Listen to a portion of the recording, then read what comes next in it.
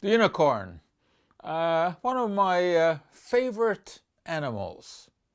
I've never seen one, except of course in models, but amazingly for close to 2,000 years there was widespread belief that unicorns existed. Oh, that goes back to the ancient Greeks. About 500 BC, there were already reports of this incredible creature. But the reason that I really got interested in the unicorn was thanks to the Metropolitan Museum of Art.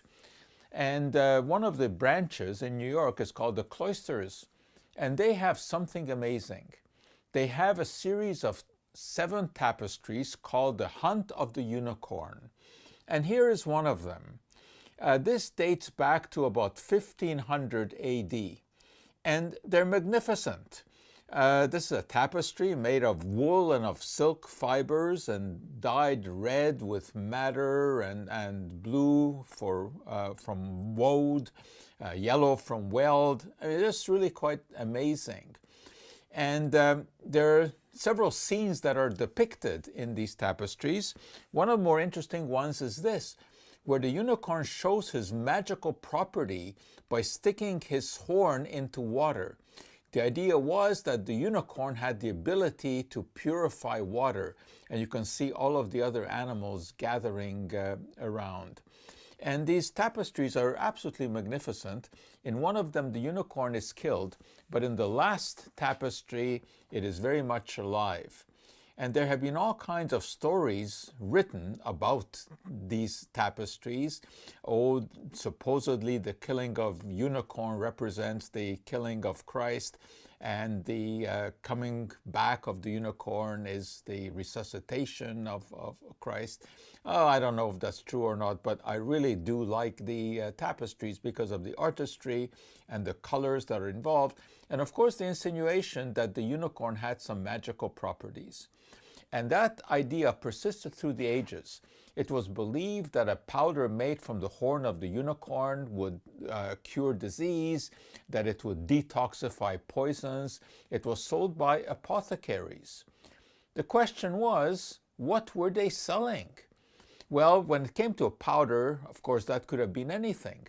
But there were actual cups made from so-called horn of the unicorn. What was this all about?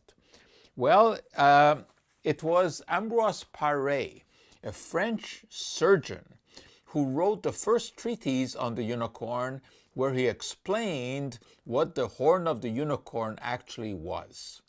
It was the tusk of the narwhal. The narwhal is a fascinating creature. It is a species of whale, and it has this one gigantic tooth. That's what it is. It can be up to 3 meters long. And it really does look like the horn of a unicorn. It's straight, although it has sort of spiral indentations. It's quite fascinating, but you can actually make a cup out of it. It's hollow on the inside. So throughout the Middle Ages, royalty, nobles were drinking from cups made from the supposed horn of the unicorn. They were actually drinking from cups made from the tusk of the narwhal. Obviously, it didn't have any kind of detoxifying properties. But it certainly makes for a good story. And it's quite interesting that, as I said, for 2 millennia, there was belief that the unicorn actually existed, even though there was no universal agreement on what it actually looked like, and obviously no one had ever seen one.